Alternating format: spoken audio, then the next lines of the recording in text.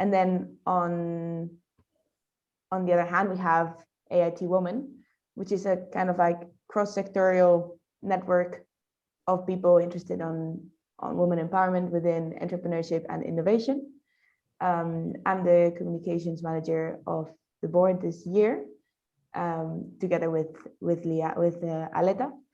And basically, what we do is that we want to bring together women and students and alumni from all the different innovation communities to empower all of them to become the next generation of women leaders in innovation, business, entrepreneurship, and technology. This is the board of this year.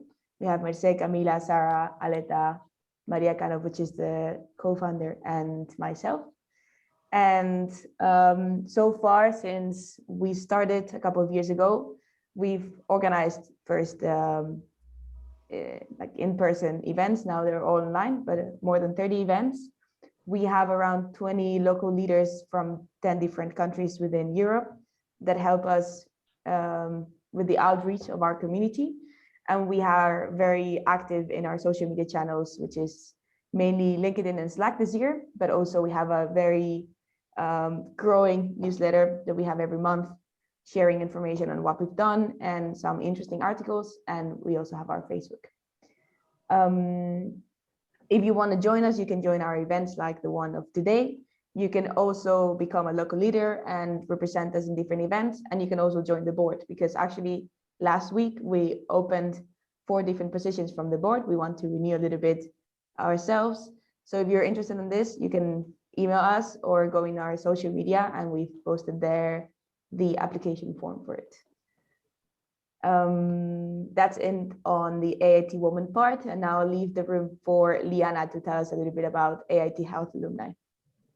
Thank you, Maria. So the AIT Health alumni, can you put back, please? We are a multidisciplinary community of innovators that are building the future of healthcare, and our slogan is actually by alumni for alumni. And our mission and vision, Maria, is actually to support the AIT Health by building an active network of alumni that are dedicated to activities to improve the quality of life, active aging, and healthcare across Europe. And our vision is actually to become the leading European association of innovators, healthcare, and entrepreneurs, and executives. So what we offer is actually training, network, teaching, co-creation, and even getting hired. And if you join our platform, you will get all the kind of opportunities, like the events like this one that we are offering, but also free tickets to some events from EIT Health, both from Accelerator and other communities. Next. You can also actually get hired in our platform now. So in a weekly basis, we offer different kind of jobs offers. And we also have our newsletter every week to offer you all these opportunities within our community. So join us, of course, once you're. Thank you, Maria. Thank you, Liana. We actually have at the end of the presentation the QR codes for everyone that wants to join our network to sign up. And then finally, we will give the room for Carolyn to tell us a little bit what we're going to be doing today and guide us through the workshop itself. Thank you, Maria. Thank you, Liana. So I'm just going to take a minute to share my screen. There, can everybody see that okay? Showing up okay? Yep. Yes, right. It's perfect. So thank you, Maria, for reaching out to me and inviting me to join you this evening. It's wonderful to be here with so many young, aspiring future leaders. It's really, really lovely. So thank you. And I'm really looking forward to working with you all. Because of time, unfortunately, I won't get to let you introduce yourself and get to know you all. However, what I am offering is that once we've gone through today, if you want to reach out to me and have a one-to-one, you'll have all my details and we can get to know each other a little bit offline. We can talk about any items we've gone through today, any personal objectives with regard to negotiation, or anything we haven't touched and you want to go a little bit deeper. So I'll be sharing those details tomorrow via Maria. Also, I'm lucky to have my colleague, Juliana Thieler, also in Berlin, who's joined me this evening. So she's... Hello, everybody. And she's actually we're working together to pull together this negotiation pack and negotiation from a gender point of view. So it's something that we're working on together because we're both very passionate about that. We're both practitioners. I'm over 25 years as a negotiation practitioner. I think Juliana maybe about the same or a little bit less. She's a bit younger than I. Maybe less, but similar. Similar. So we've got a lot of experience between us as females and as negotiation practitioners. So it's really good to be able to share our knowledge with you all.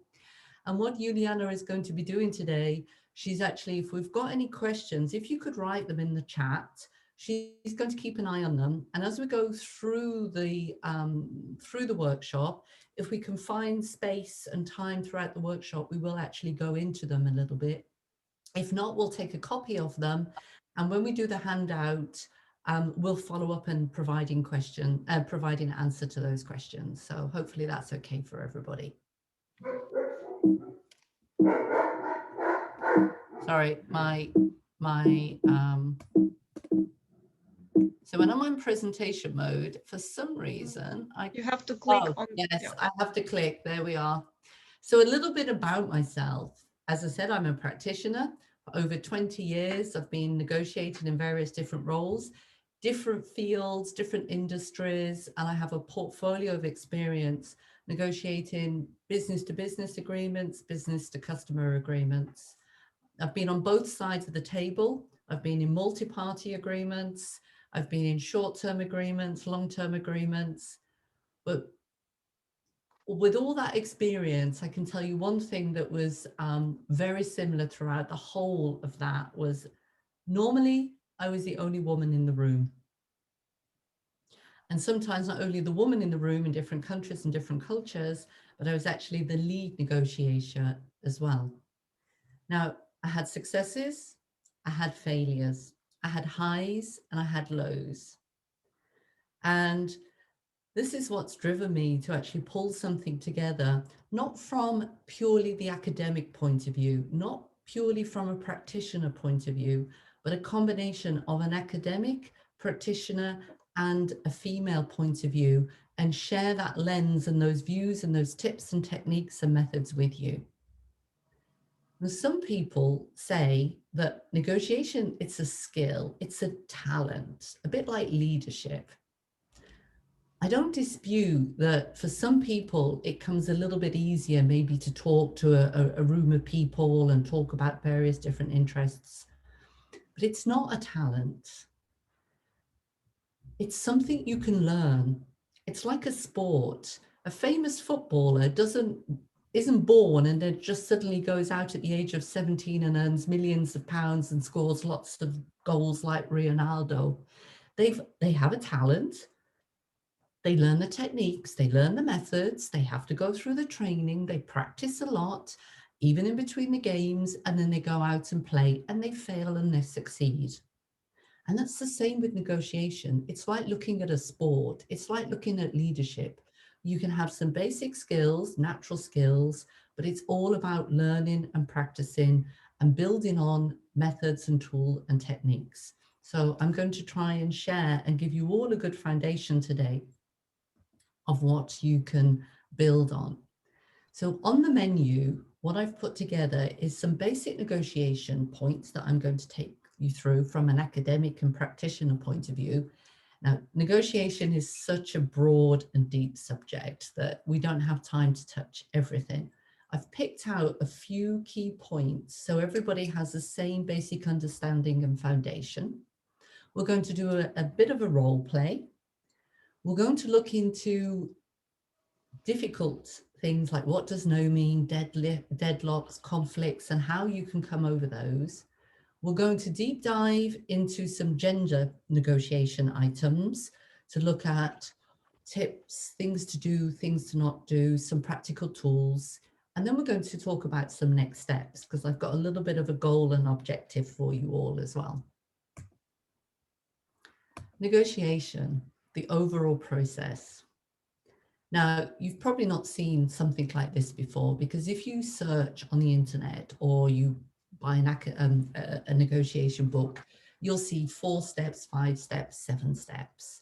And they very much cover the same thing. They just look a little bit different. This is one that we've pulled together because it's one that we've used ourselves and we find it very useful. And I'll tell you why we find it very useful. Because it clearly lists all the items that you need to do. It's like when you're looking at a project plan, you don't go straight into the solution. When you're developing a product, you don't jump straight into the solution. You start at base 1. You look at, that's where I want to go. This is where I am. How do I get there? And this gives you the structure on how to get there. Now, as I said, negotiation is very broad, very deep. If we were going to go into all of those, it would take us 10 days. And actually, both Juliana and I have been on 10-day negotiation training courses. And they can go anything from half a day to 10 days. What we've done is we've pulled out a few key points that we think will help you get basic understanding that then you can build on and you can develop. And that's preparation, starting, some tactics, and how to get over no. Now, I mentioned the other modules and the other processes, and they'll all start with the same, number 1, preparation.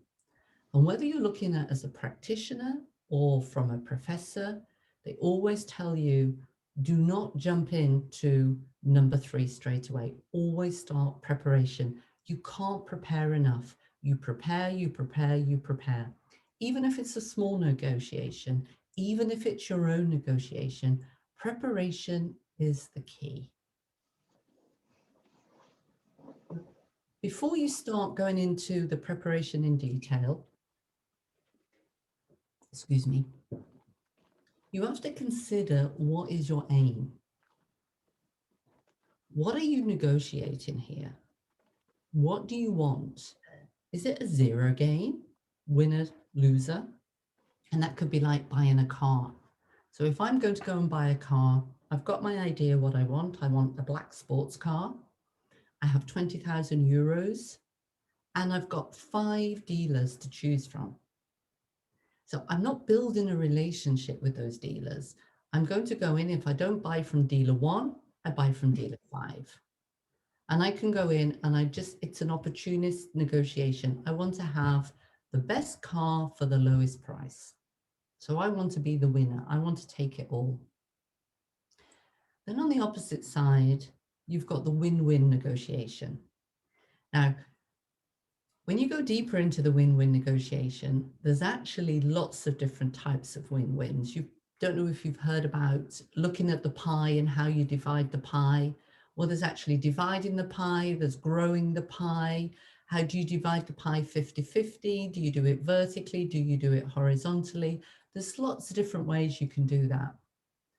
So think about, it's a win-win, it's a long-term relationship, and how to divide the pie, share the pie, grow the pie. That's what you look at when you come up and you go into the next phase, which is a very important phase, goal setting. It's the phase that people sometimes jump over, but it's a phase I can tell you that you shouldn't jump over, even if it's for yourself. You're talking about a promotion, you're talking about a development, you're going into a business negotiation. Always do your goal setting. And I'm going to take you through this a little bit more, because there's 2 elements of goals that you need to be able to understand. There's your goal setting from your party, from yourself. What do you want? What do you need? And come up with your list. And remember, your wants and your needs can be different. Let me give you an example. I'm a customer and I want to buy a service. Now, my want is, I want the best quality of service in 3 minutes, 24/7, and I want it for the cheapest price. What's my need? My need is the quality of service in 3 minutes because that's what I've committed to my customers. Then you calculate how valuable are all those elements to you. And the ones that are more valuable are the ones that later on, as you go into the negotiation, they're the ones that you won't be wanting to bargain. You'll want to stay in that area. And you'll come up with what's your best outcome, your most desirable objective. What's your least acceptable? So again, as a company, I'm buying a service. My least acceptable is still high quality, 24/7, 3 minutes turnaround, but I can actually perhaps pay a little bit more than what I'm paying today because the quality I get in today from my service provider is not good enough. So that's my least acceptable. Then we go on to the BATNA, the best alternative to no agreement. People skip over that, they forget it, or they think it's not important, or they call it their plan B. It's your plan A. Because what it means, if you don't reach an agreement, then what's your alternative? What are you going to do? So a customer buying a service, my alternative is I'm talking to 2 or 3 different suppliers. So I actually have an alternative. If you're negotiating a job offer, maybe you have 2 offers. So your alternative is I've got job A, I've got job B. Now, the most important part is understanding the goals. You need to know their side. People tend to not put so much effort into that because it is a little bit more difficult than actually understanding your own goals. But it is very, very important because if you don't understand what they want, when you go in and start talking to them, you might get blindsided. You really need to do your research. And today, it's actually quite easy to do our research because there's so much information available. Again, as you did for yourself, what do they want? What do they need? So supplier, service provider, they want my business because I'd look good on their portfolio. Do they need my business? Maybe they have full capacity. They don't need my business. They want my business. So therefore, maybe the price isn't as valuable to them. So they're not going to sell their service at the cheapest price. Come up with what could be of value to the counterpart other than the obvious. Is it price? Is it payment? There's a whole list of items depending on the negotiation that you're looking at. Identify what is their best outcome, what's their LAA, and importantly, what's their BATNA. Why do we need to know what their BATNA is? Because your BATNA is a power tool, and I'll explain that in the next few slides. But do not forget your BATNA and their BATNA, whether it's a business negotiation or whether it's your own negotiation. Think of what the best alternative to no agreement is.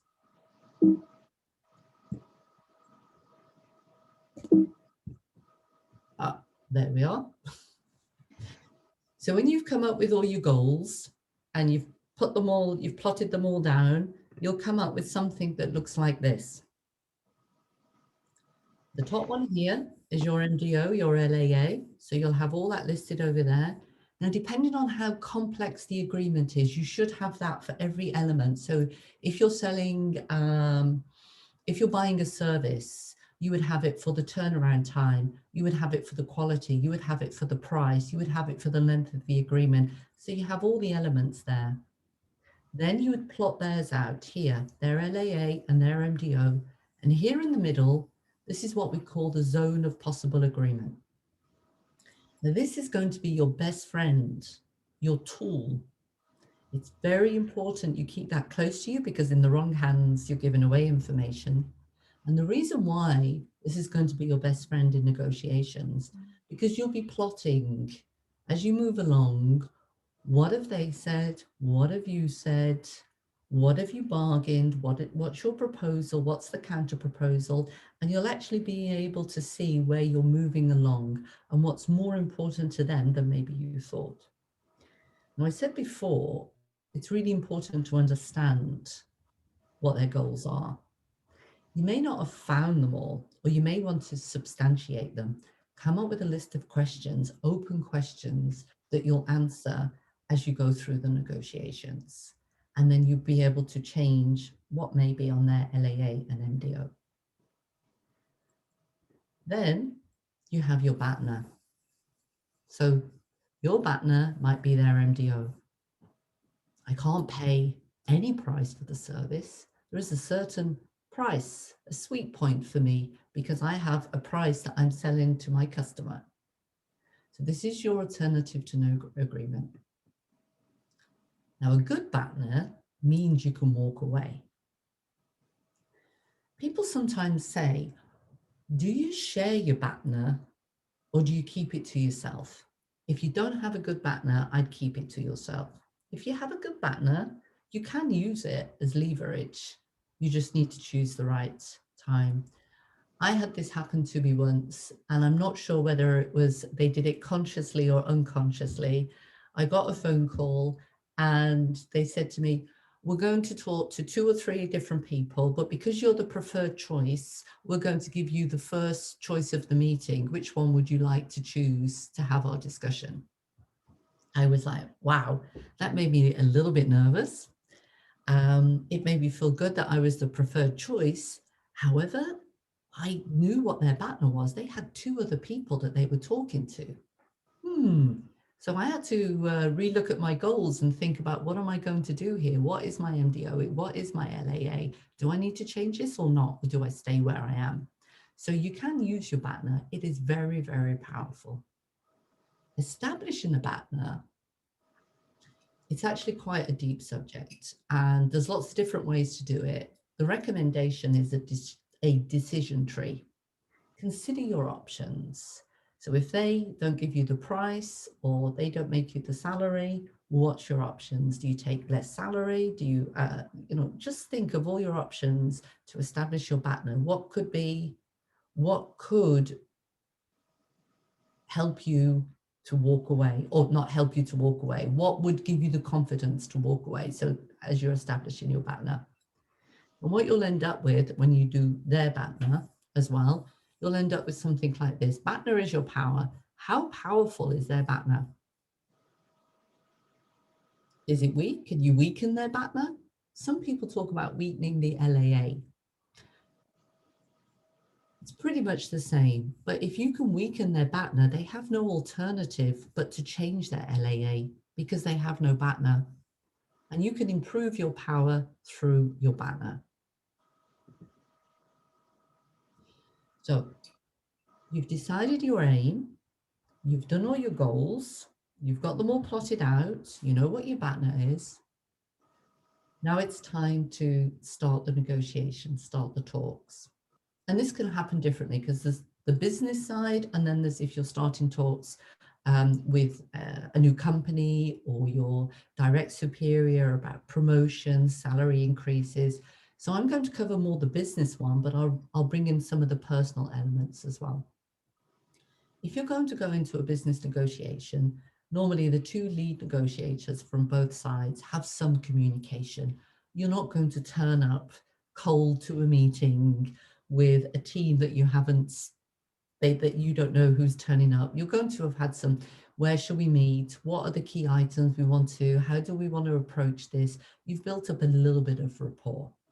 Now, if you're going to set up a self-negotiation with your direct manager or with personnel, you also still need to do some preparation and give some indication of what you want to talk about. Don't blindside anybody, whether it's a business negotiation or whether it's a personal one, because they'll be defensive straight away. And once the defenses are up, it's really difficult to bring them down. Another thing about starting the negotiation especially in a business one, is don't rush it. Let it go a little bit naturally. If you have a deadline, don't share that. Keep it in, because you're giving away leverage if they know that you have a deadline. Also, if you need to travel to negotiations, be very careful on have flexible travel plans. Be a little bit flexible for when you leave. If the first person who says, I need to leave at 5 o'clock because I need to be on a flight, so we need to get this done, you're guaranteed that at 4:30, they'll throw something on the table that will really make you think, do I need to leave at 5 o'clock? So keep those things to yourself. Now, you need to build a rapport. You need to feel comfortable in this initial phase. Think about it like a conversational intelligence. Learn to ask questions. The key critical skills as a good negotiator. Some people say it's about persuading people. It's not. It's communicating and learning to ask questions. So your ability to ask questions, ask lots of questions. Now, at first, you're building a rapport. So you think about positive emotion. Think about social items. And you can identify who you're going to be talking to. Look at LinkedIn, look at Instagram. Have they got a hobby? One thing I recommend is don't talk too much about subjects that you like, because you'll run the risk of talking too much and you want to get information from them. You want them to talk. You want them to feel good. Have you ever been in that situation where somebody's asked you a question and they don't let you answer, and then they keep answering and they're talking, and you walk away and you think, oh, wow, that person, I couldn't stop them talking, and you try to avoid them. Where on the other side, you'll meet somebody and they'll ask you questions and they seem really interested. They actually listen to you. They're actively listening to you. And you'll walk away thinking, that person's really good to talk to. They're really interested in me. They've really built up a rapport. Well, in negotiations, it's the same. Build up that rapport, ask the questions, listen actively. That means don't listen and think, what am I going to ask next? Or what do I want to say here? Really listen actively. I think it was Einstein that said, we have 2 ears and 1 mouth, but as human beings, we use our mouth a lot more than we use our ears. In negotiations, try and do the opposite to that. Harvest information. When you're building this rapport and you're getting to know each other, you can get information out here. You can ask questions that are quite subtle to answer some of the items that you've got from your goal setting that you're not sure about, or you're substantiating them. And if you're going to negotiate with a team, when you do your team prep, make sure that everybody understands what the approach is going to be, that it's asking questions, even share out the questions so it's not just one person, and also make sure that people are answering the right questions. That's one thing to think about. What you're learning here, the other side of the table know and will use it as well. So be very careful when you're building this rapport and getting this information going. Now, you'll get to a point when somebody, it could be you, it could be the other party, or you feel it's the right thing, when you actually decide, yes, let's start talking a little bit about the business items now. Don't go in with a sledgehammer. Don't go in so, well, here's our key points. This is what we want to do. Do you agree? Again, it's all about building the rapport. The start. Shall we have a look at the items to cover? Should we look at the main points for today's discussion? You may already have got the agenda. However, maybe you just want to touch base with the opposite party just to make sure that everything is still on track. They may have changed their view. They will tell you a lot by telling you what is their main point, because it's actually saying that's most important to them, or least important. Now, if you're going into a negotiation for yourself And if it's for an appraisal or a salary increase or a job offer, you can open it up. Glad to have the chance to talk with you today about this. Glad to have the opportunity to go through my achievements over the last year. There's lots of ways you can do that, where you're building a rapport and you're making it, you're not putting the other person automatically on defense, where they think she's going to ask for something, she's being a little bit too hard. So remember, the beginning of the negotiation, the business negotiation, it's about positioning yourself, gaining interest, asking questions, harvesting information, critical skills. So negotiation started, and people are starting to think about proposals, putting things forward, discussing items. So I'm going to take you through a few techniques now. One thing though I just want to be clear on, proposals, be very clear, is this a proposal where you're gaining information, or is it actually a firm offer? Also at this point, some people say, well, do you go in with the first proposal? Do you put the first offer on the table, or do you let the other party? Again, there's no right or wrong. It depends on the situation. I'm going to give you two examples here. If I am, as a customer, obviously I've put my RFQ out, I've got something from the opposite party, so they already have an idea what I'm looking for. And depending on how the start went and depending on how we went, but I would frame what I was looking for. Rather than a proposal, I would frame, I am looking for a service provider who could deliver me quality for the right price, 3-year agreement. These are the type of things I'm looking for. And they would probably frame what they are offering as well. You can do that softer. If I was going into a discussion for a job offer that's been put on the table, or a development or a proposal, I would actually go in prepared with a compelling pitch, a compelling position, and I would open the discussions up. And we'll talk about that a bit later if we have time, on some suggestions on how to do that, or we can do that in your one-to-ones if you've got something like that coming up. And when you're in the proposal phase, get comfortable about asking for proposals. Again, get the other person to speak, get the information. So what are your views on? Do you have any suggestions for? How do you feel about that? What part of this is most important to you? What matters to you most?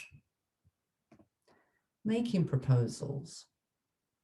I think the best way is to, or we propose, I propose, recommend that. So again, if I'm going to the company and supplier and I'm making a proposal, I would say something like, I think the best way to move forward is that I could live with a service level agreement of 24/7 with a turnaround of 3 minutes. And however, I would give a reason. It's important to support a proposal, offer the reasons. And my key reason for asking for this is that I have a customer base who I need to deliver a response to within 5 minutes. And I'm that point of contact. So that 2 minutes delta is what I need to be able to look at the solution that we're providing. So give your reasons when you're making proposals. I recommend this because of this, and this is why I need. And if you explain things, you're more likely to get to, they may not agree straight away, but there's a cooperation there. There's a tendency you want to work to find a solution. You're being open, you're explaining why you want and you need different things, and you're looking for different things. And that actually works even when you're negotiating for yourself as well. Now you go into the harder bargaining and collaborating, and there's certain tactics here. Before I go into this though, I want to talk about one item, which is clarifying. This is a really good tool to use. It's a really good tactic, but it can be used against you as well. So let me talk about what I mean there. Clarifying, sometimes people are ambiguous or they're not clear enough on purpose. They want to put up a smoke screen. If that happens, don't apologize. Don't say, sorry, I didn't understand that. Can you explain that again? That's putting yourself in a lower position. You can say something like, it's a very good point. I really want to understand that a little bit more. Could you take me through that again? Now, there's two reasons why you want to say that. First of all, you want to make sure you understand it. Second, are they being ambiguous on purpose? And there's actually a good tactic here. Even if you have understood it, there may be some more information you're trying to get out. So you could actually use it as a tactic to get them to talk more, to get you to give you more data.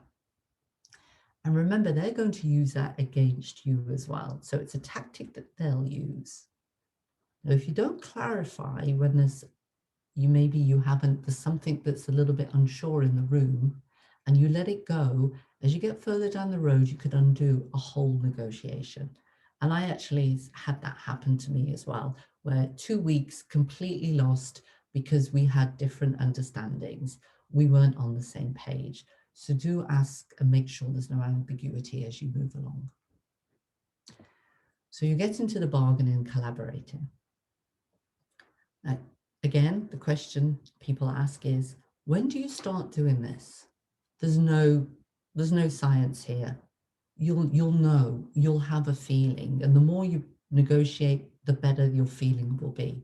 Now, if you're unsure, you're there as a team or you're there with one other person, walk away and say, we've talked about proposals, we've gathered information. I believe we're at a point where we could start actually bargaining and collaborating. What does your team see?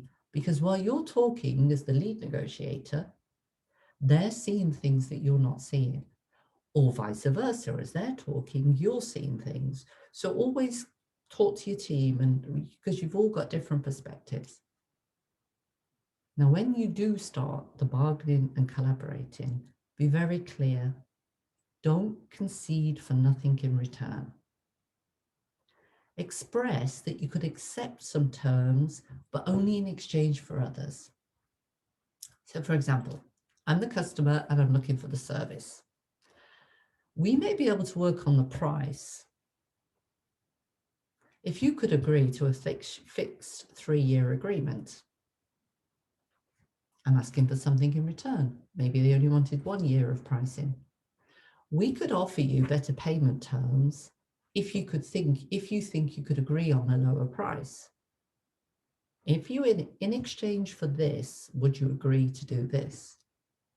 So that's when you're bargaining and collaborating, because you've already identified, using your spectrum, your NDO and your LAA, what do you want, what do you need, what could you actually move on a bit, and what do you think is important or not important to them, and how you would do that. Now, always make sure when you're bargaining and collaborating, even if you're giving something away very small, that they think it's very big. Don't show your cards. Always make them think it's much more difficult than what it is, for 2 reasons. A, they think, good, I've really worked, I've really got this, so you're boosting them up. And B, you're not showing your real MDO and LAAs. You're not showing your real needs. Another way to bargain and collaborate is you can ask for something in return. Get comfortable with asking for counter proposals or asking for a counter bargain. We're not very good at this. If I agree that I can take on that extra work, what can I stop doing? What solution could there be other than a price for that service?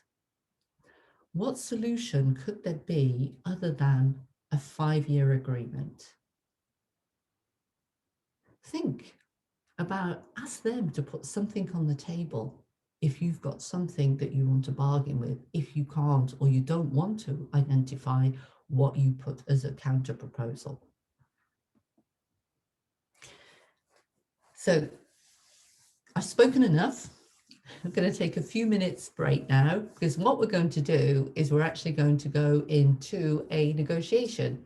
So I think the breakout rooms have been set up. You'll automatically be split up into 2 people. If anybody ends up in a room by yourself, please come back. We'll try and sort that out. Even if Linnea and Maria's in the room, we'll try and make sure everybody's in the room. You're going to be person A or person B, and I'll explain that in a minute. You're going to have 2 minutes prep where you're going to read a scope. You're going to have a 5 minutes exercise of negotiating, and then we're going to come back and do a group reflection. So person A, if your name, the letter of your first name is nearer to A, so if your name's Anna, you're person A. If you're Susie, you're person B. If by coincidence we end up with 2 Susies in the room, just choose the eldest person goes to B and the youngest person goes to A, even if it's only a matter of days. So is everybody, I think we've got 34 people. So with Juliana and myself, that's 32. So it should be that everybody has a partner in the room. Is everybody clear on that? And then after 7 minutes, the breakout room, you should automatically come back. Are we ready? I'm assuming, are we saying yes? Yep, so you all should disappear, and 7 minutes, we'll see you back in 7 minutes.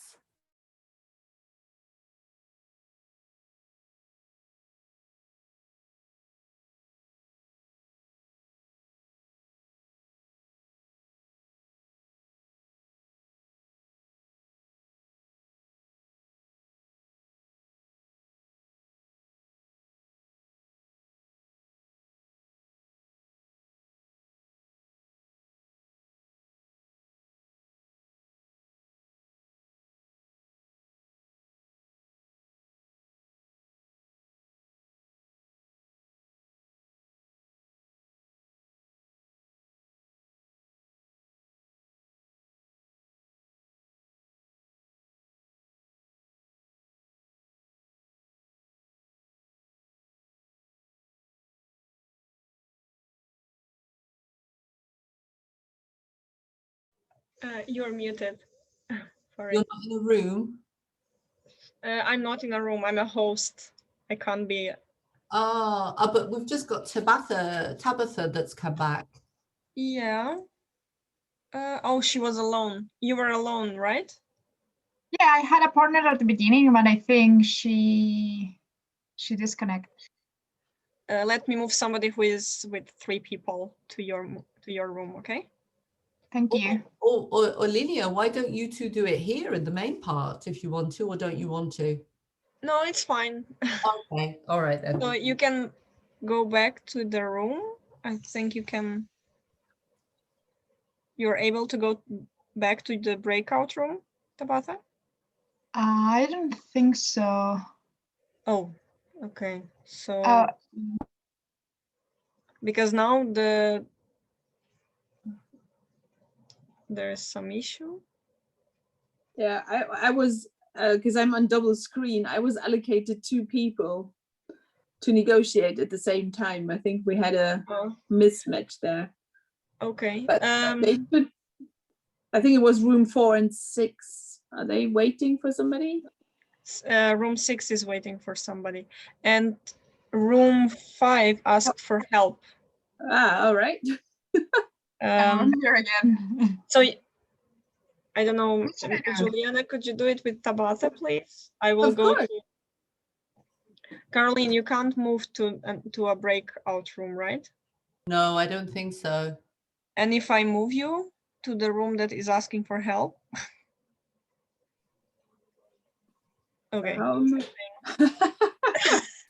It's interesting. That's interesting. So I'm still in the big room, right? You're in the main room because Tabata now stayed by herself. Okay, So can you link me with her then? she's here with us right now. Yeah, like, have- shall we do this here, or if you want, I can just watch a group doing it. It's okay. I don't need to participate. Like, I don't know, No. whatever suits you well. No, that's perfect. That's perfect. So I'm Juliane. Hello. So I probably should be person A. Have you Yes. had the chance to read the intro? So then let's quickly read the intro and then Yes. 2 minutes and then we're back. All right. Okay. Yes, I'm person B. Sure.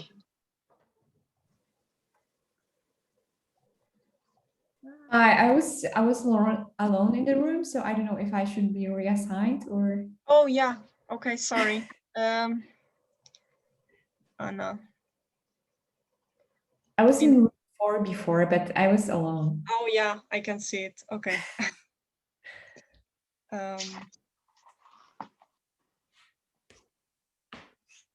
So let's move you to any room possible. Hello?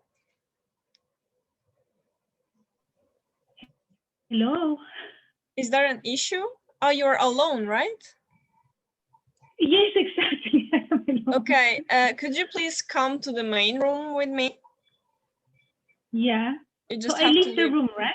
Yeah. Okay.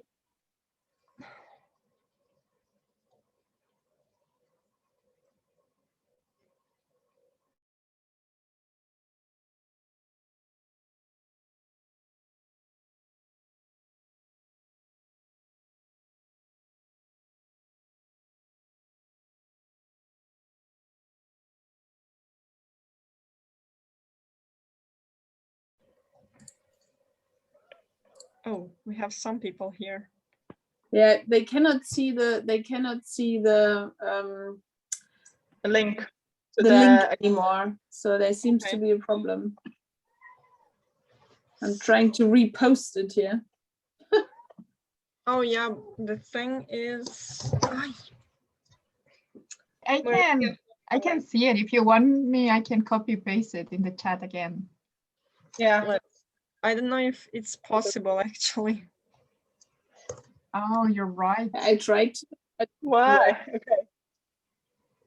Okay, but what if I copy paste it from my Oh, yeah.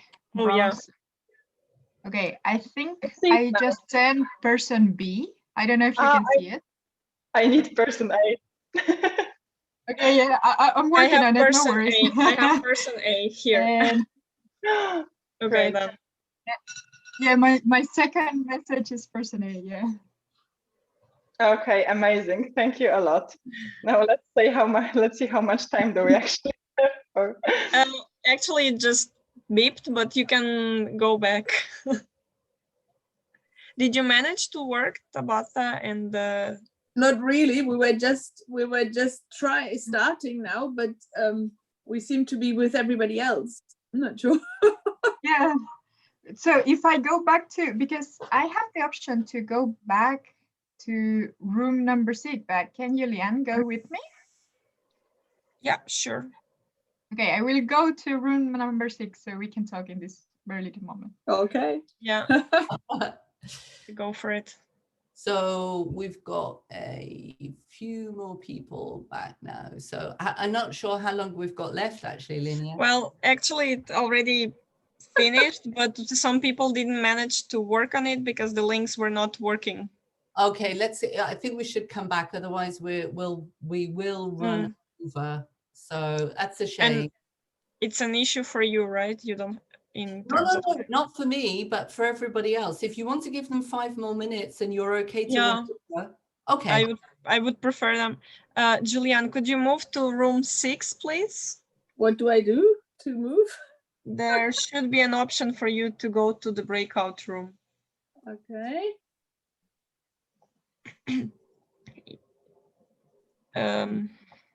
I don't know if I can move you. Okay. No, No. because now Tabata is there by herself. Okay. I will put 2 minutes left for everyone.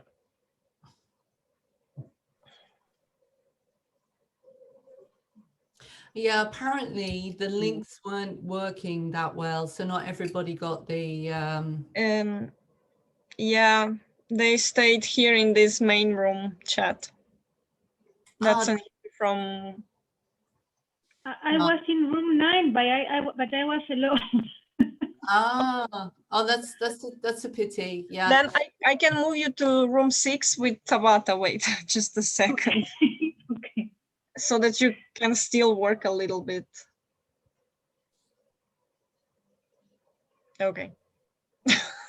Right. So they'll get 1 minute, 2 minutes, and see how it works. But yeah. For me, I don't have a hard stop. It's just for everybody else. I was thinking that people after a long day at work may want to finish right on 8 o'clock, but I'm fine if we run out. I prefer to make sure we cover everything so everybody gets the full benefit. Yeah, but I think if we run over 5 minutes, 10, it's not an issue. Okay, if somebody wants to go, they can. We'll say at 8 o'clock. You know, there's a little bit more to go, and if they want to go, they can. Yeah, we don't have questions yet, Carolyn. There are no questions so far. Yeah.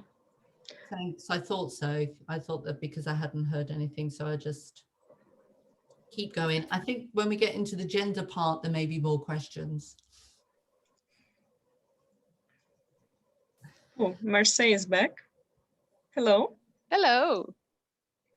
Did you finish already? Yes, just finished. Oh. Right. Good. You're the first one, but Carla is not coming back. She's figuring out how to do it. Oh, okay. Or she will just, okay, cool. I'm going to share my screen again.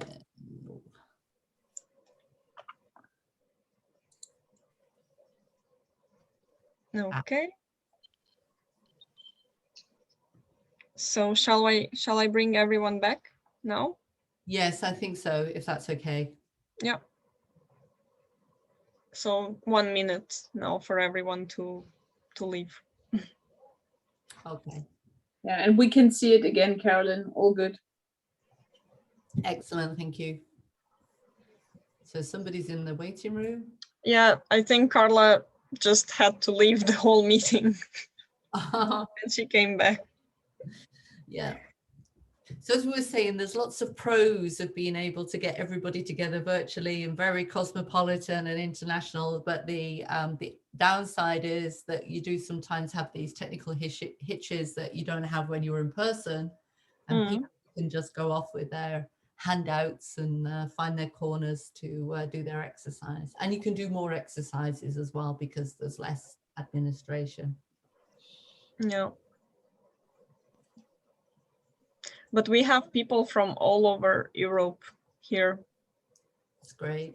Sweden, Netherlands, Portugal, Germany, Hungary. United Kingdom. Yeah. Who said United Kingdom? Spain. Spain. I did. Right. We've not left the European Union just yet, I'm afraid. Finland. Yep, feels home, as you say that. I think you did actually. Wasn't it the 31st of December? I have my permanent residency. I'm still an EU citizen. Ah. Oh, resident. My apologies, resident. I took the easy way. I became German. I couldn't let go of my British passport just yet. I know, I got to keep both because I did it before Brexit. So I managed to keep both. Yes, I would have found it difficult to, I wanted to be European, but I would have found it difficult to give up the British. When you're born with something like that, it's not easy to give up, but I was lucky I managed to. Was that under German law or is that just under EU law? I'm not sure. I'll have to have a look because I'm not sure if the Dutch will allow that because you have to claim sovereignty to the Dutch government if you No, I had to as well. So I'm you know, I have to say I'm more German than I am British, but I don't have, apart from when I'm actually in the UK, but I think that's German law. I don't know if it's European. No, I think it's German. I think it's German. I think it's German law. So people aren't coming back. So which part of the Netherlands are you in?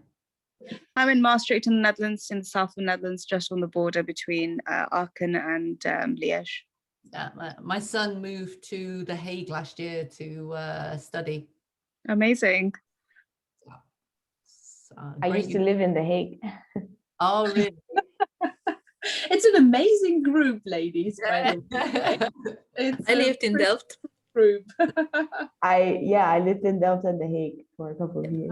I'm in Delft as well. I used to live in Rotterdam. Oh. It was not that.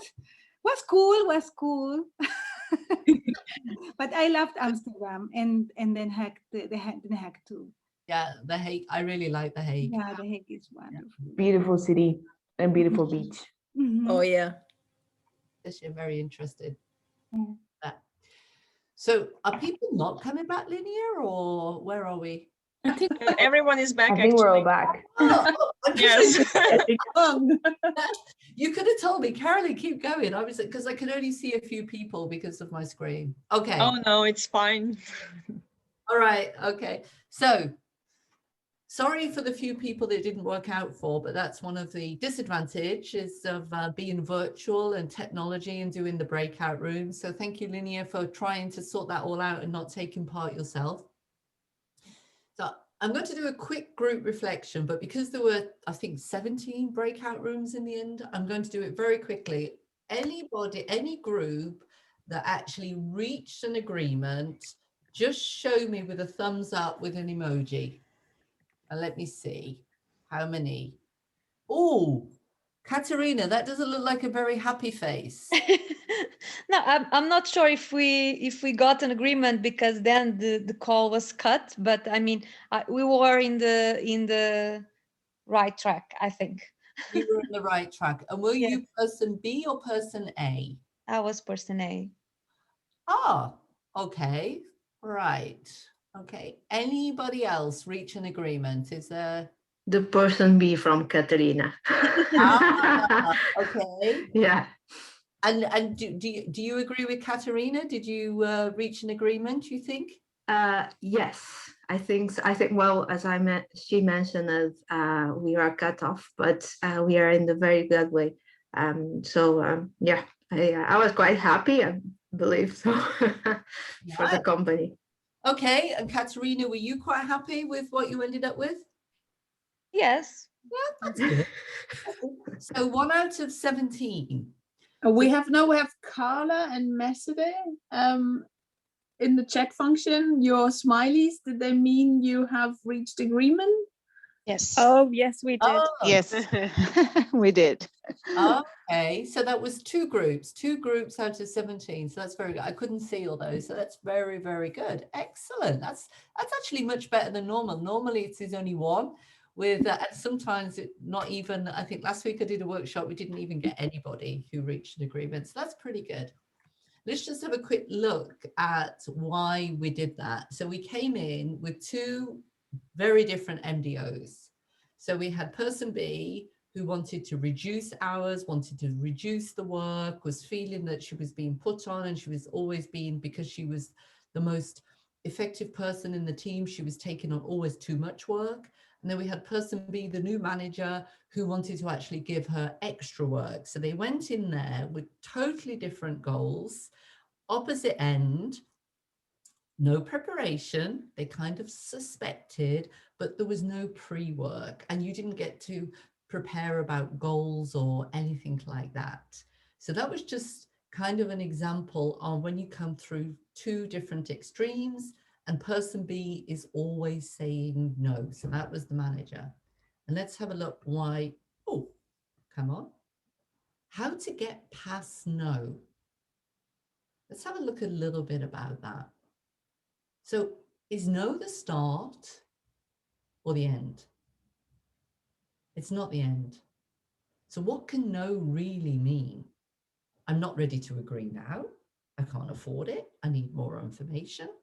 But you need to give me some time. So just because you hear no, don't take it personally and don't take it as the door is closed. You can ask questions. You can move forward. And maybe that's what Carla did or Katerina did or whatever you did to move forward.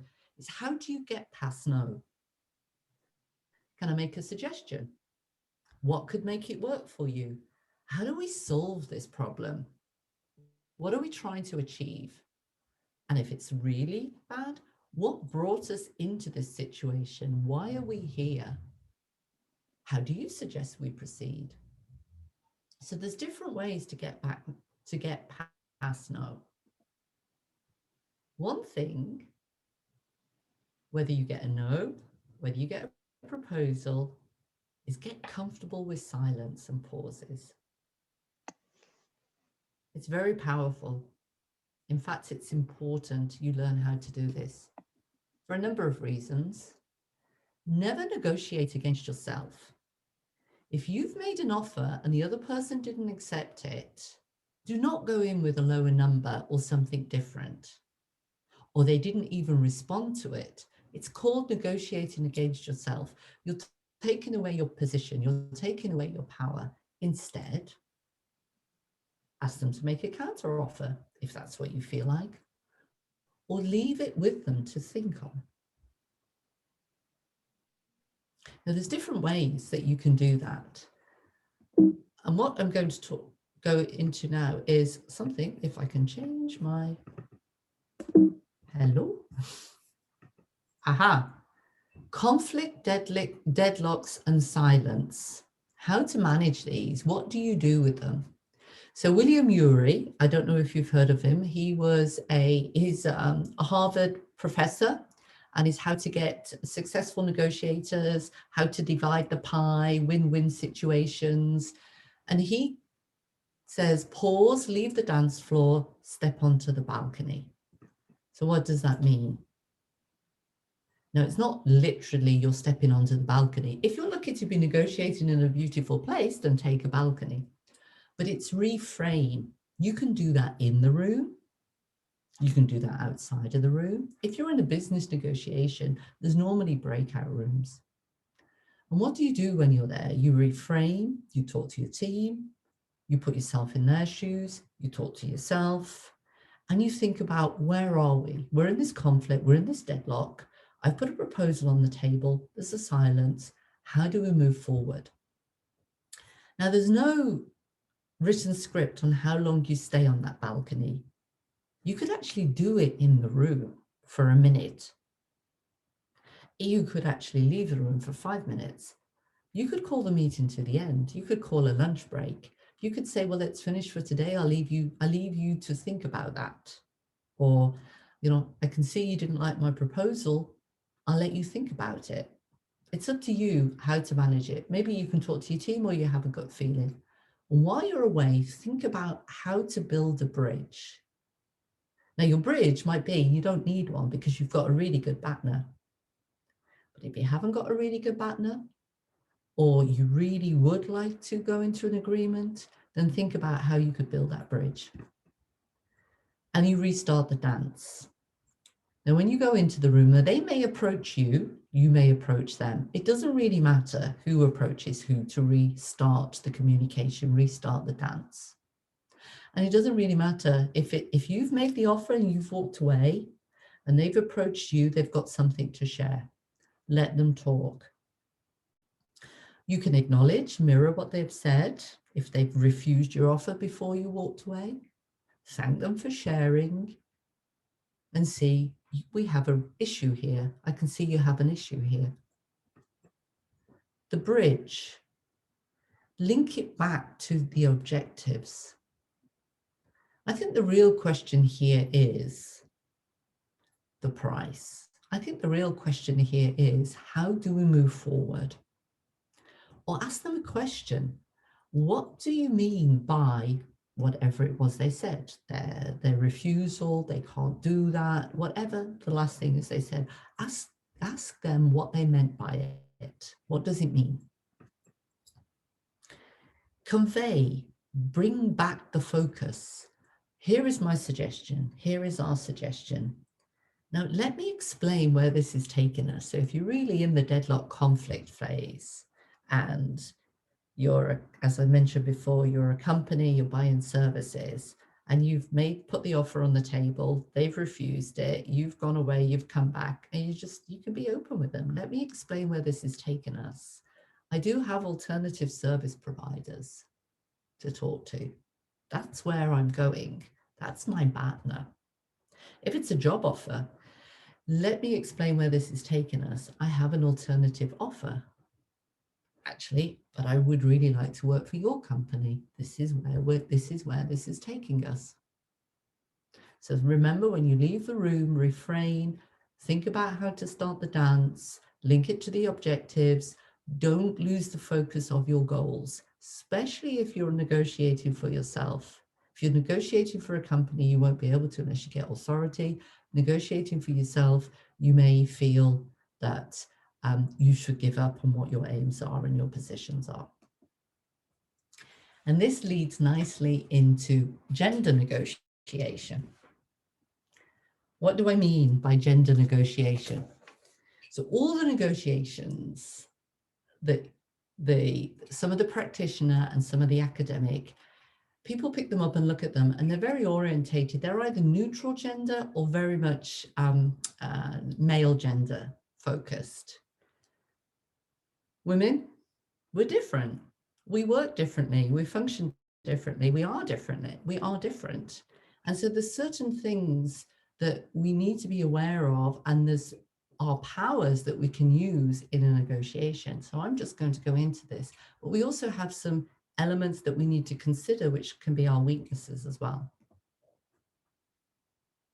Taking your place at the table and finding your true voice. What do I mean about that? Do we take our place at the table? Not all the time. Why don't we take our place at the table? We're actually stereotyped to be people pleasers. Make sure everybody in the room is okay. Everybody in the room has got a place. But if you're the most senior person in that room, is it your position? Is it your place to make sure everybody in the room has got a chair? Here's an example. I walk into a room, there's 6 chairs, there's 6 people sat around that table. I stand at the back. What am I saying? That the meeting is not important enough, that I want to take a seat at the table? That I'm not interested enough? Or that I'm not confident or assertive or competent enough to take a place at the table? Why don't we speak up? Why don't we find our true voice? Again, it's a precondition, it's a stereotype. Some people say it's about our pitch, our tone. We talk too high so people don't take us seriously. Our female voice is a vulnerability. No, it's not. You have a place at the table, and it doesn't matter if you speak high-pitched or if you speak low-pitched.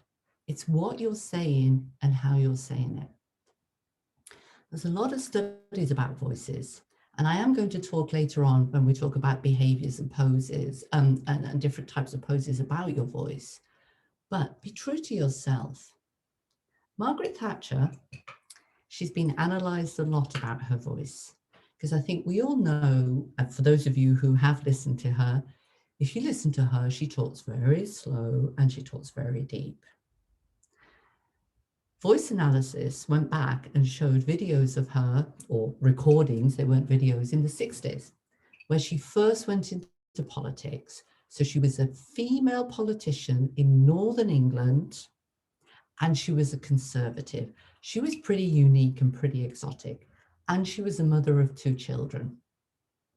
And this film shows her sitting there with her 2 children. She has a little bit of she has a female voice, a bit more high pitched, and she's excited. Roll on 20 years when she's a prime minister, she has a low voice and she talks very slowly. So somebody has told her, go and get coaching, train your voice. Don't be your true self. I don't agree with that.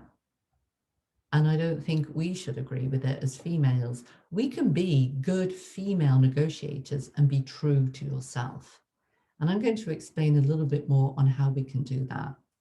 It's about tapping into your feminine power. And what do I mean by that?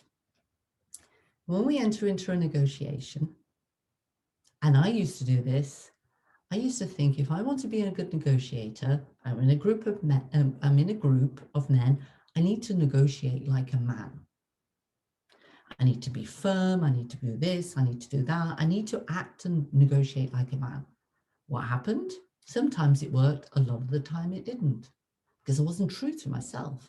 I came over as being dominant, aggressive, pushy. And then suddenly it twigged and was like, why don't I just be myself? I'm going in for win-win negotiations. I want to build up these business agreements. Why don't I be true to myself? How can I be true to myself? And some women, when we go into negotiations, we're told, leave your emotions outside. It's not quite true. Positive emotions are good in negotiations. It's don't respond emotionally. So when I was a man, or not when I was a man, when I negotiated like a man and people didn't listen to me, I used to respond emotionally. Why are you listening to me? Why aren't you interrupting me? Are they not listening to me because I'm a woman? So I would respond emotionally. I wouldn't come over competent. I wouldn't come over as being confident, and I put myself in a weaker position. So how do you do that? Positive emotions. It's finding a balance. Don't do the poker face. Don't do the neutral. People won't want to work with you because negativity actually is contagious. Be assertive, positive emotions, and you'll get results. So how do you tap into that feminine power? You prepare, you do your research, you get your knowledge, so you can rationalize and answer with wisdom and information and data and facts. And you utilize your strengths as a woman by bringing positive emotions into the room. Positive emotions working together. Smile. Don't overdo it because it's also seen as not being too competent, but you can be friendly, build rapport. Frame yourself as your negotiation as you want to work to find a solution, to find the best solution and move forward. Use your feminine power, use your radar, you'll sense the room, you'll observe the other party's body language. We're very good at that. The balance of rational wisdom and positive emotions. Don't be an emotional responder, but have positive emotions. Be true to yourself. Focus on your energy, your rationale, your positivity.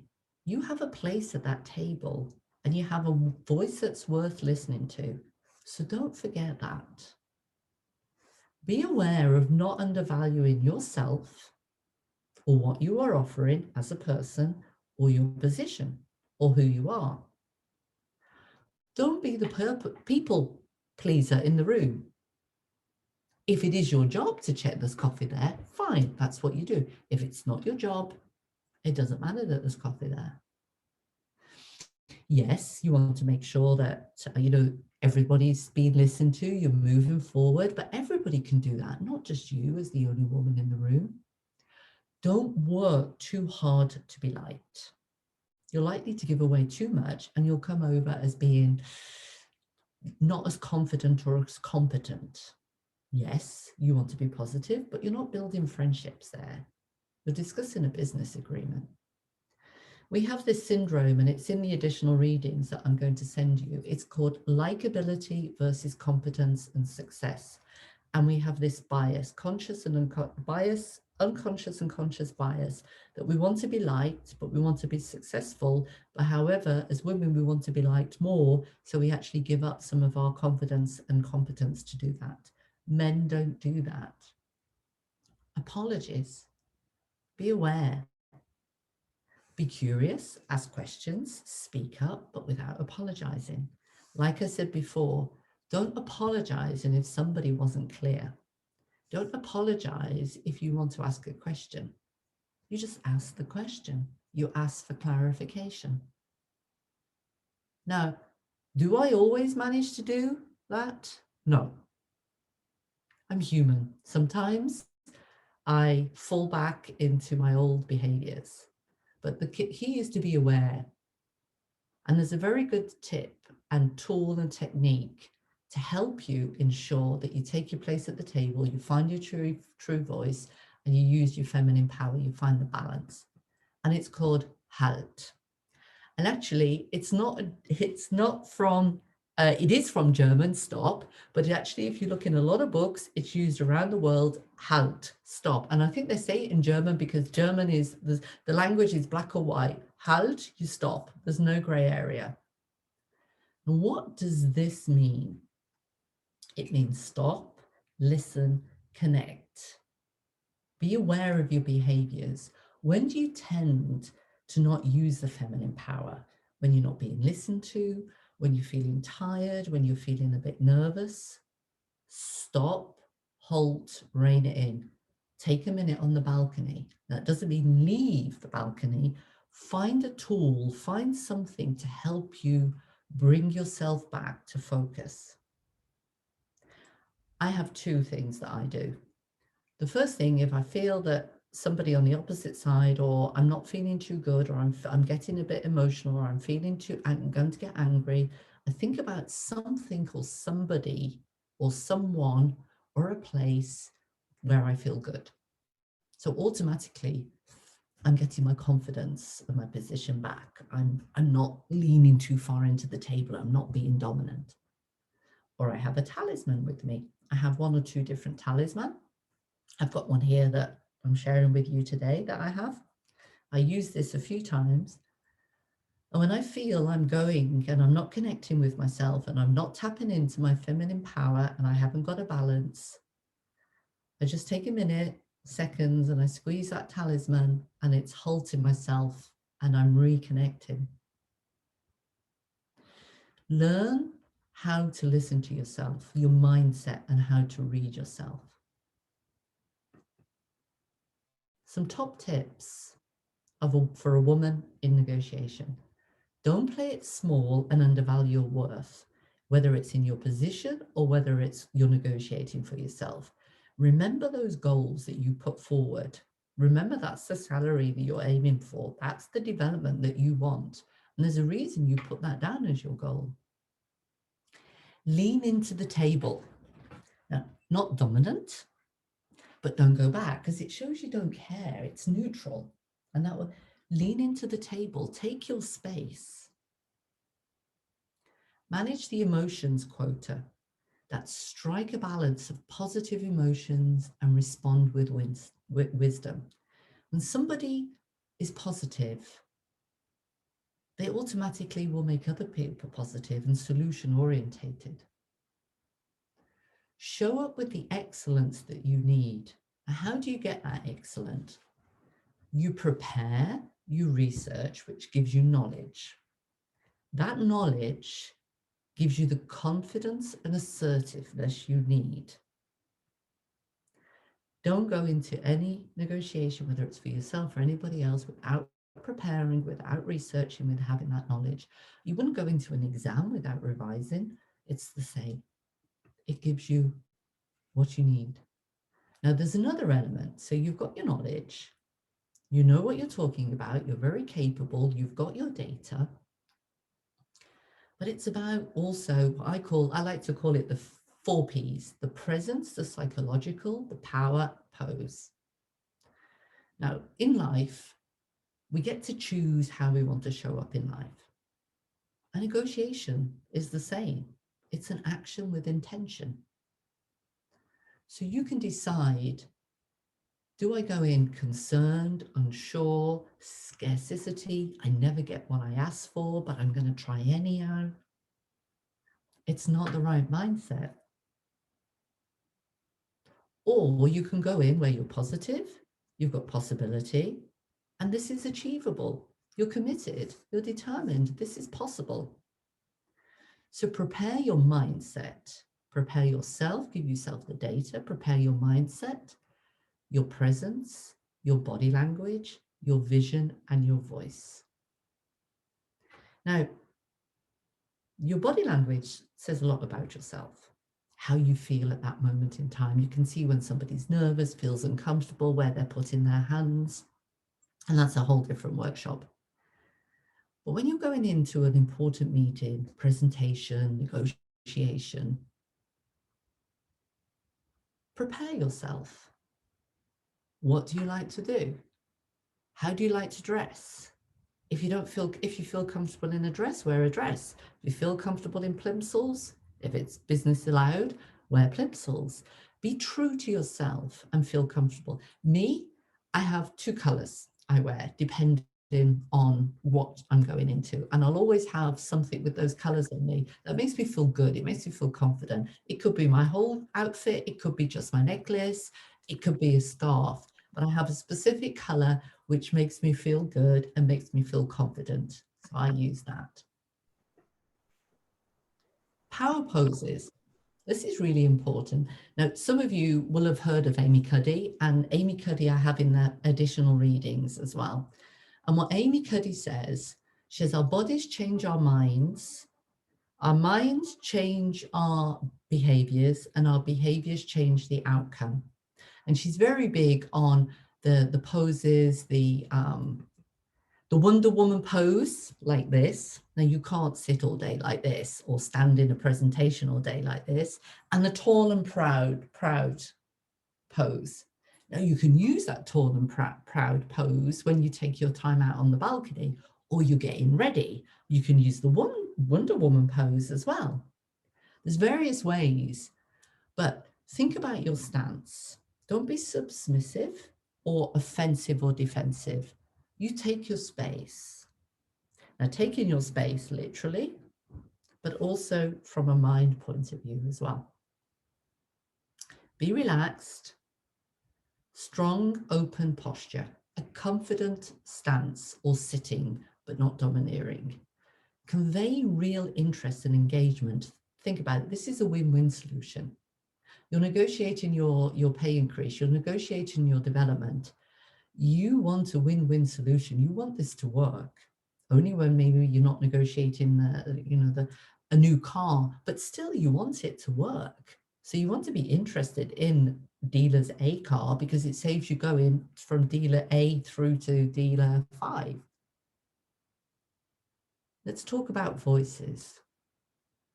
So before I explained to you that Margaret Thatcher, and you can look this up, and there's actually lots of analysis and videos on this, she got coached to talk slower and deeper because she was told that she spoke too much like a woman. Now, I'm not telling you, and I would never, and I wouldn't do it, you should change your voice. However, the speed of your voice, because it increases the feeling of power and confidence. So me, and Juliana can verify, this is not my normal. If I was talking normally, I'd be talking like this in a social environment because I'm actually an energetic, passionate person. But if I spoke like this throughout this presentation, you'd be thinking, is she not interested? Is she rushing? Why is she talking so fast? I can't keep up. So I'm slowing down. Why? Because I'm giving you time to think and giving myself time to think. And I want to deliver in a competent way. I want you to understand what I'm saying. So I've slowed down. Now, there may be times when my natural speed is worth it, when I'm doing sport, when I'm talking to the children or whatever, or when I'm in a social environment. So interact and behave thoughtfully and clearly. And don't fear pauses. They're really powerful. So we're running a little bit over time here, and I've got a few more slides that I'd like to just share with you. But if anybody needs to leave at 8 o'clock, you know, feel free to do so. But if you've got another 5-10 minutes, I think it will be worth your while. So I'll leave it up to everybody what they want to do. Your next goals, your steps. What I'd like you all to do, now you don't need to do it right now, but I would like you to do it this evening while it's fresh in your mind. Write down at least one I will statement. If you can come up with 2 or 3, even great, that's better. I will statement. What will you do? Have you got a negotiation you've been putting off? Have you got a discussion you've been putting off? Do you want to practice something here? Write down an I will statement, even if it's just thinking about how you enter into business normal meetings, your power, your position, your assertiveness, your confidence. Write down some I will statements. Practice, practice, practice. As I said at the very beginning, negotiation, it's a skill, it's a technique, there's methods. The more you use it, the better you will be, the more confident you will be, the more successful you will be. It's just like a support. It's just like a sport. Plan and do a negotiation. Use some of the items that you've learned today, even if it's only 1 or 2. Reflect, analyze, see how it went, how did it feel, and reach out and book a one-on-one with me, and we can go through this, or we can talk about why it went well, why it didn't. We can talk, have you got a negotiation coming up that you want to prepare with? Reach out. Summary. Now, I'm not going to play this, but actually I recommend you watch this YouTube. It's based on Pirates Caribbean, and it's 5-6 minutes, but it's capturing everything we've spoken today about negotiations, the tools, the methods, the techniques, the planning, the long-term planning, the short-term planning. It's talking about identify your interests and goals, putting yourself in other people's shoes. Don't forget your goals. Don't give up on your goals. Communication skills are critical, but not just communicating and talking and asking questions. Listening skills, harvest the information. Listen, ask questions. More important than persuaded. No shortcut to negotiation preparation. Don't jump over it. You prepare, you prepare, you prepare. If you've got a negotiation coming up, practice it with a friend, with yourself. Talk about your practice your compelling pitch. Video yourself, record yourself, see how it comes over. Do you sound nervous? Does it sound good? You can't prepare enough. Build trust in a negotiation is key with your positive emotion, and exercise your confidence through your preparation, through your wisdom, through your knowledge, through the data, through the facts. Don't take no personally, because it doesn't always mean no. Find out, ask questions. And remember, power is all about your presence, your mindset, pausing and silence. And again, confidence, knowledge gives you the excellence you need. One more item I want to share with you before we close up is if you don't ask, you don't get. Negotiation is critical for women. It leads to better outcomes. So a lot of you're a few years into your career, or you're starting off into your career. And do you know that women who ask for a raise are more than twice as likely to get one as if you don't ask? People aren't just going to come and give you something if you don't ask. 10 years ago, men negotiated 2 or 3 times more often than women did. And this is actually based on a survey from 2019 from Lean Organization, McKinsey & Company, Women in the Workplace 2019. And there's a link there which you'll get. Women were starting to negotiate at similar rates. We're getting more confident to ask for what we believe we're valued at, recognition. And it's a huge step in the right direction. However, what they're saying is the bad news is that we pay a penalty when we negotiate because we're not negotiating correctly, we're seen as we're receiving feedback imitating too aggressive or bossy. So we're holding back. We're underpinning this bias and this. So we need to change that. And we can change it by practicing, by doing it, and by learning and getting comfortable with negotiating and asking for what our true value is. So we've run over a little bit, but hopefully the few extra minutes was worth it. So I'd like to thank you all. Don't forget to reach out for your one-to-one of what we can discuss. We have one question, Carolyn. I'm not sure whether we've got time. We have a question around body language and power poses versus in Zoom meetings.